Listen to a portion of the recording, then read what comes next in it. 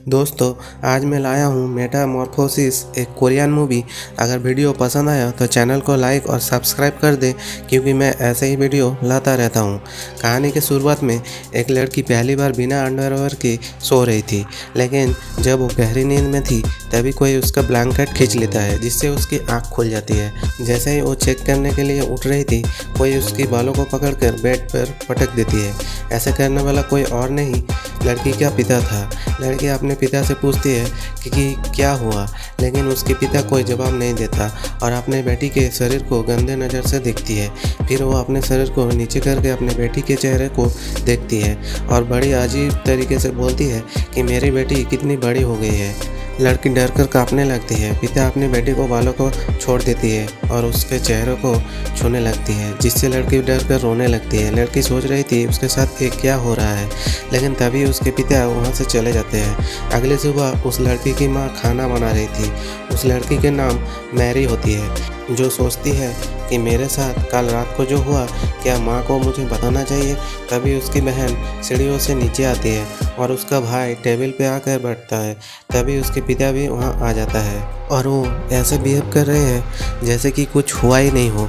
तो मैरी अपने पिता को देखती है और सोचती है कि कल रात उसे कैसे देख रही थी और आज सुबह वो एकदम नॉर्मल है। मैरी अपने टेबल से उठती है और वहाँ से चली जाती है। तभी उसकी मॉम खाना टेबल पर ज़ोर से पटकती है। यहाँ किसी को कुछ भी समझ में नहीं आ रहा था कि क्या हो रहा है। मॉम बड़ी ही अजीब तरीके से खाना खाती है, जैसे उसने कुछ दिनों से कुछ भी खाया पिया ना हो। मॉम को ऐसा देखकर सभी डरने लगते हैं। मैरी का छोटा भाई खाना उगल देता है और कहता है कि खाने में बहुत नमक है। तभी मॉम उसी खाने को उठाकर पागलों की तरह खाने लगती है। आखिर इस फैमिली के साथ क्या हो रहा है? जब से ये लोग नए कॉटेज में शिफ्ट हुए हैं, उनकी लाइफ में अजीब अजीब सी घटनाएं हो रही है। उनके पड़ोसी उनके बाहर अजीब सी स्टैचू लगा देता है, तो सुबह उनके घर के सामने मरा हुआ जानवर लटका देता है और हर रात पिता अपनी बेटी के साथ अजीब अजीब सी हरकतें करता है। मॉम सुबह जानवरों की तरह खाना खाने लगती है। वो अपने खाए हुए खाने को अपने बेटे को खाने बोलती है, लेकिन बेटा वो खाना नहीं खाता और वो अपने डैड की तरफ देखती है।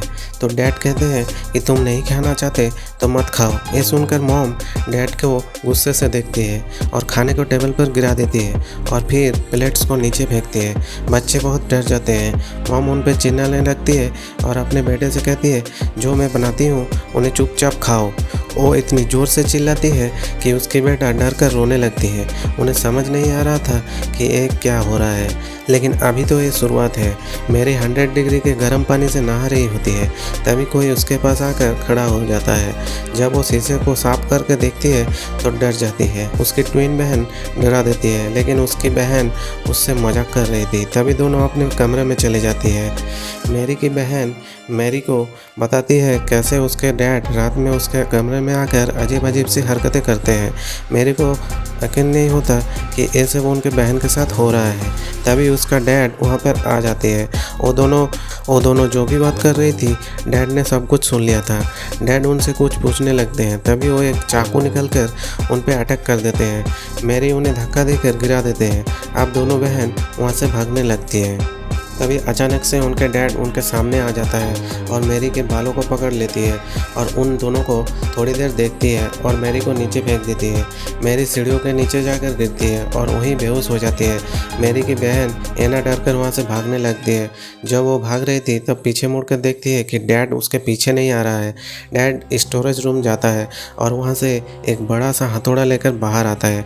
दूसरी तरफ मैरी को होश आ जाती है और वो अपनी बहन को ढूंढने लगती है। तभी अचानक से उन्हें लगती है कि उसके पीछे कोई है। जब वो पीछे मुड़ कर देखती है, उसका डैड हथौड़ा लेकर उसके सामने खड़ा होता है और वो हथौड़ा लेकर मेरे पे हमला करने वाले ही होता है कि तभी एना जोर से चिल्लाते हैं, जिससे डैड रुक जाते हैं और एना एक चीज़ से डैड को मार देती है, लेकिन उसके डैड को कुछ भी नहीं होता। तभी उसका डैड हथौड़ा लेकर उस पर हमला करता है, लेकिन एना नीचे झुक जाती है, जिससे हथौड़ा दरवाजे पे लग जाता है। तभी नीचे से एक जानी पहचानी आवाज़ आती है। वो आवाज़ किसी और की नहीं, उनके डैड की ही थी, जो ऊपर आ रहे थे। डैड की आवाज़ सुनकर ये आदमी हथौड़ा को नीचे फेंक देता है। अब दूसरे कमरे में चले जाते हैं। तभी डैड ऊपर आते हैं, जिनके चेहरे पर काफ़ी डर था और वो अपनी बेटियों को देखते हैं जो उनसे डरकर पीछे भाग रही थी। डैड का पैर हथौड़ा से टकराता है और वो दरवाजे पर बड़ा सा होल देखते हैं। डैड उनसे पूछते हैं कि क्या तुम दोनों लड़ाई कर रहे थे, लेकिन दोनों उनका कोई जवाब नहीं देती। तभी उनका छोटा भाई कमरे से निकल कर आता है।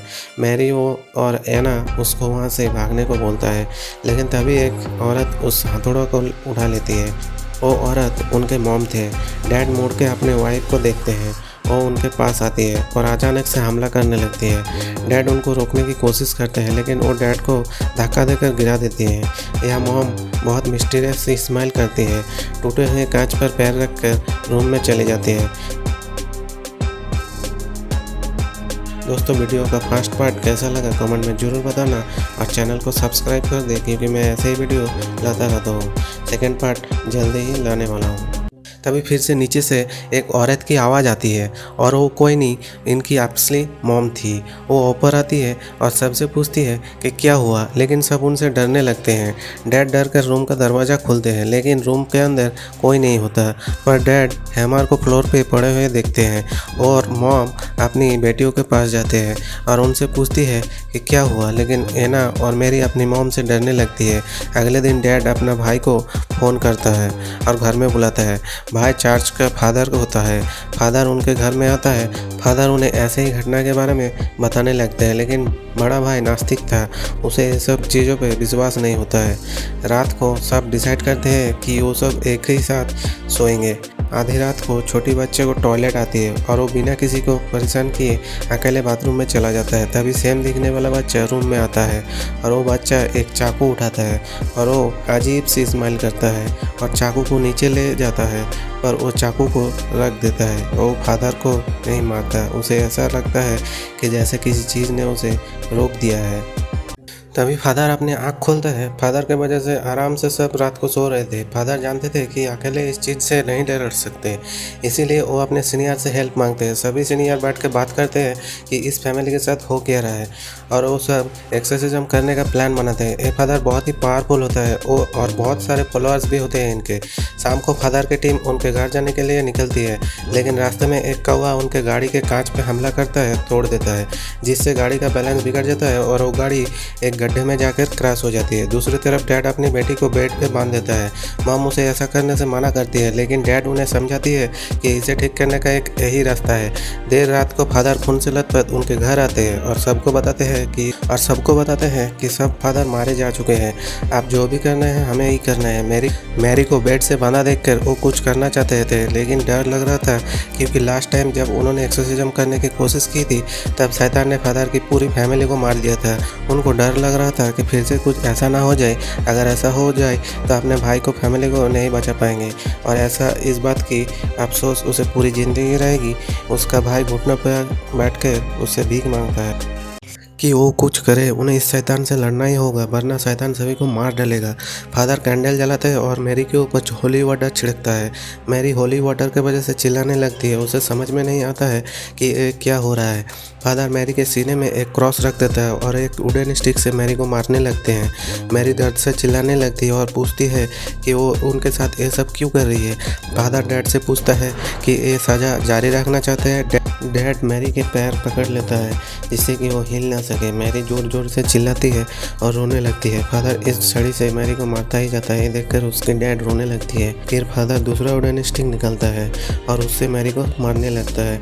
मैरी दर्द से मारे बेहोश हो जाती है और वही दूसरी तरफ जहाँ एक्सीडेंट हुआ था वहाँ पुलिस की टीम जाती है और जैसे ही वो फादर की टीम को निकालती है, गाड़ी में ब्लास्ट हो जाता है और उन फादर में से डैड का भाई बेहोश होता है। मतलब ये अंकल मैरी का अंकल नहीं, खुद शैतान है जो मैरी को लगातार मारे जाते हैं। तभी मॉम को बर्दाश्त नहीं होता। वो कहती है कि ये कोई एक्सोर्सिज्म नहीं है, ऐसे तो मेरी बेटी मर जाएगी।